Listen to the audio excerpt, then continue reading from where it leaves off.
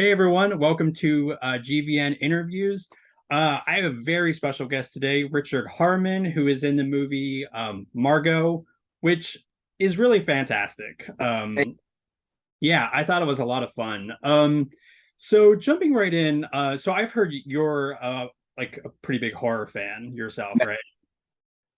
Yeah, massive, massive horror fan, which is why making Margot was very important. I've made a lot of horror movies, but this one particularly was very important to me because I saw what it could be, which is just my favorite type. One of my favorite modes of horror is that like 80s sort of like nothing but fun, Yeah. schlocky, you know exactly what it is. And when I read the script, I went, well, this is what this is. If we, as long as we know what we're doing with this, and lean into that, that could be great. So that was kind of the first thing I ever talked to Steven about, the director. Um, I wanted it. We were having drinks before I even signed on. I think like the contract wasn't even done yet, and he brought up Evil Dead, and I was like, "That's okay." Now I know we're in good hands. It's gonna be perfect because that's exactly what I read. I was like, "It's Evil Dead, but with like a modern space odyssey, like Hal sort of a twist." And that's if you describe the movie to me, that's a movie that I would want to see as a horror fan. Yeah. And being a fan of like the 80s kind of slasher movies, it must have been fun to play that like archetype of the stoner, but then put your own kind of spin on it. Yeah, it was. It really was because I'm not. It's not exactly me in real life. I mean, but I have this very monotonous, monotone voice that I've always had, so it lends itself well to the stoner inside of me. Yeah, and I have to say, like, by far, Clay is my favorite character in the movie. Like, I'm like, holy shit, I don't want anything to happen to you because like you're hilarious. And um He's like just having a good time. yeah. And it was funny because when I talked to Steven, he was I don't know if you were able to check out the interview I did with him, but I was like, what character do you kind of most relate to? And he was like Clay because I like to have fun. I'm like an easygoing kind of guy. Yeah, well, So Clay's the best. But that's what I want. I told Steven that I said I'm not going to be. Every other actor on this movie is going to make a horror movie because their character eventually becomes aware of what's happening. So they're making a horror movie. I said I want all the way down to the very last breath.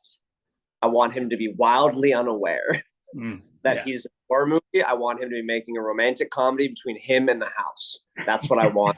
And that's the story that that's the story that I'm personally gonna tell down to his very last breath. What we need is him being so unaware of what the situation is. And there he even like, spoiler alert. Can I make spoiler alerts? Is Oh, that sure. fine? Mhm. Okay, spoiler alert coming up if you haven't seen the movie. Um, even when he dies, like he's just blissfully unaware that the love of his life, the house, is what did it to him. Yeah, and like speaking of that, I really love how like I really love the banter between you and the AI house. I'm assuming that like somebody read those lines like and then they put the like I can't recall her name, but she's the voice of Siri. Yeah, there was someone there on the day, thankfully, and like just having fun and like really riffing with me a lot, which was amazing. I didn't expect that because a lot of it, I remember taking that. There was one line in the script that was just the sexy house lady line, and when I read that, that was sort of all it was in reference to him being in love or having a crush on the house. And I remember taking that one line and telling them, I was like, this is there's something to this, and like we should just keep this rolling. That he's just completely in love with us because I have no Clay has no love interest. Right. Everybody else has love interest. I don't. So I was like, I'm gonna make myself one. And I think everyone was pretty happy with that, and we just kept rolling into that. That we just leaned into it, and I was really happy that we sort of had the freedom on that movie to kind of lean into things like that that weren't exactly implicitly there to begin with. Nice. And like no, that's so awesome because I love that you kind of were able to shape a little bit of your like character arc.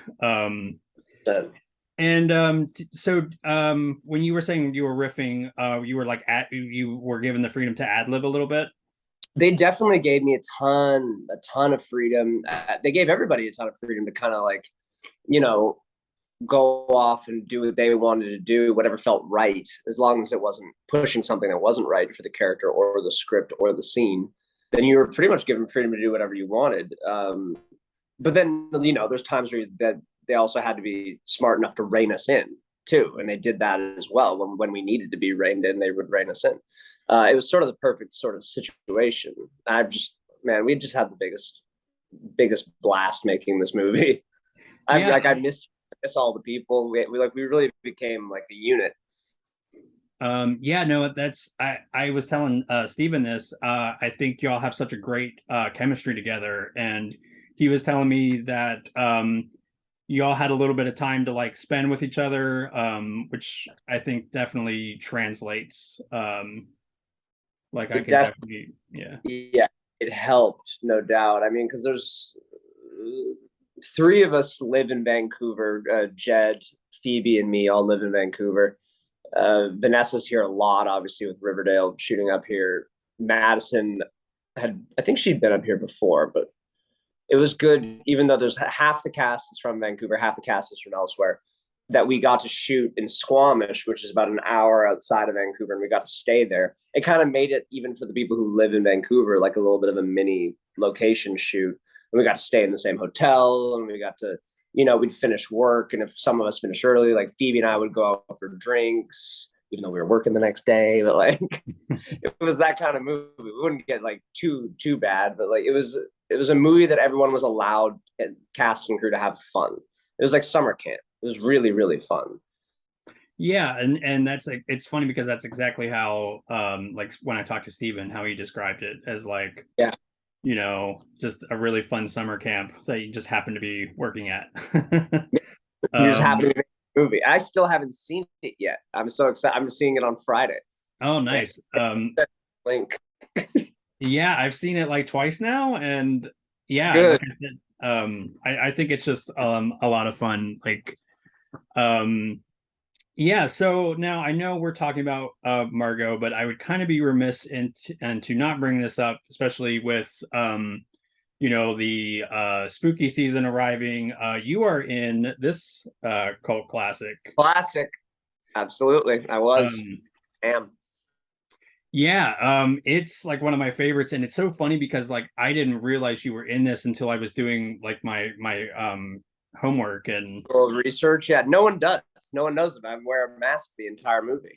But I also get the last line of the movie. oh yeah, that's right. Did you get to keep the mask? No, I did not. No, hopefully if they ever make a, you know, Trick or Treat 2, which I know Mike has spun the idea of that many times. The last time we talked was a couple of years ago. Mike, the director and writer, fantastic, so amazing working with him.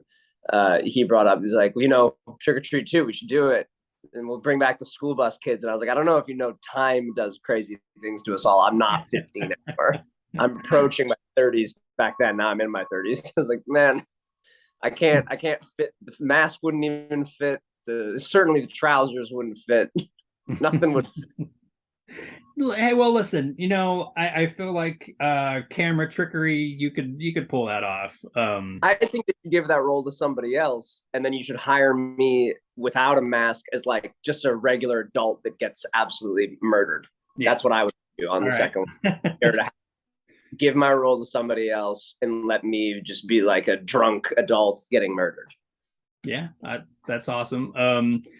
It must be kind of surreal though to because this movie has such a cult following now. Like you go to any like Spirit of Halloween and you see your mask there. I mean, seeing stuff like that, Yeah.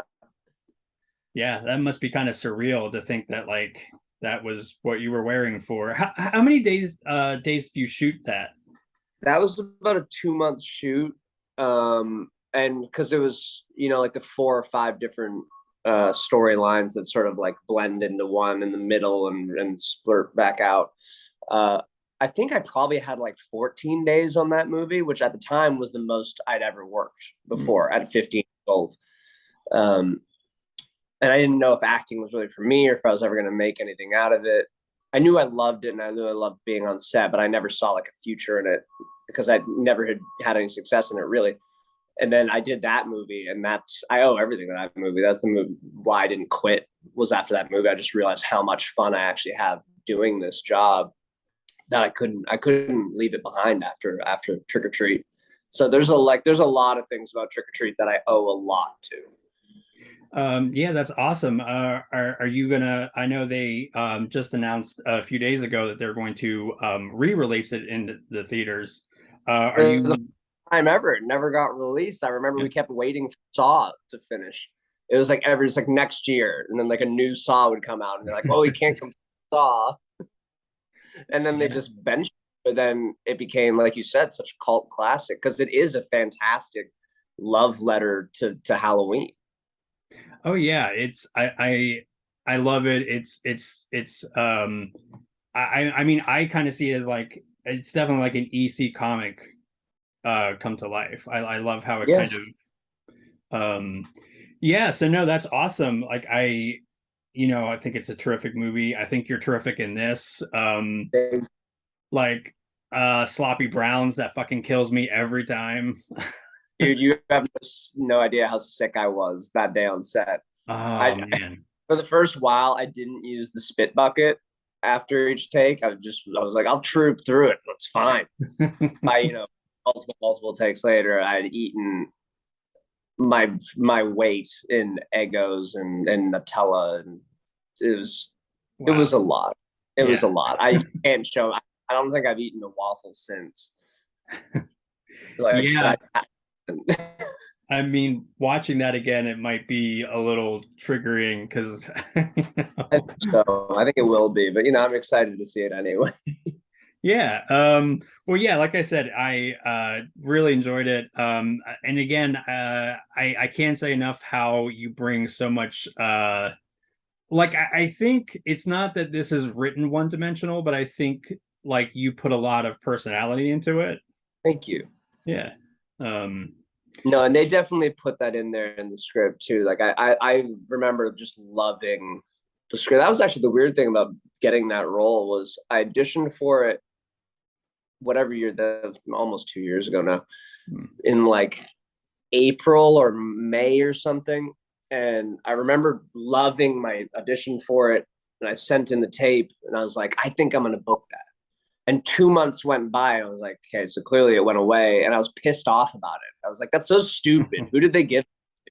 Who got what name got it? Because I think I killed that. And then all of a sudden I got a call when I was moving into my new house, this one. And my agent was like, remember Margot? And I was like, yeah, I haven't stopped thinking about it. And they're like, well, it's back. Apparently it went like they put it away for a bit, didn't start it yet, and then came back and they're like, and you're their choice. And I was like, I knew it. I knew it should have been mine. I wish that no, it wasn't crazy. Yeah. Now, how long of a shoot was that? Do you recall? Oh man, I'd probably say probably close to a month kind of thing. Mm. 3 weeks to a month, sort of. Yeah, because that was summer of. I guess that was last summer. Yeah, it was like a year and a bit ago. Just Okay. over. No, it was a year. Was that 2 years ago? No. Oh my god. I don't know. I mean, Everything's into yeah. one. Listen, I think after 2020, time is a construct. I It's think it was last summer, so it mm, was like a year. Yes, it was because I moved in here, and that was just over a year ago. Yeah, okay. there you go. Yeah, no, was that like tricky with like COVID? Did you all have like restrictions or Yep, you had to do the masks and everything in between takes. You have to wear masks. I mean, I think it's a lot easier for an actor because you get to take them off in between stuff. But like for crew, like they have to wear that all day long. mm. It's awful, just terrible. So like what I would recommend to anybody on the crew is just like take up smoking because you could take the mask off and go out to smoke. Yeah, that's Yeah, healthier. Fine. yeah, that's good. Take up Um, smoking out of that mask for a minute. yeah, no, I mean that Don't smoking. Let's just say that right now. I don't endorse it. um but yeah, no, it's like I said, it's such a fun character.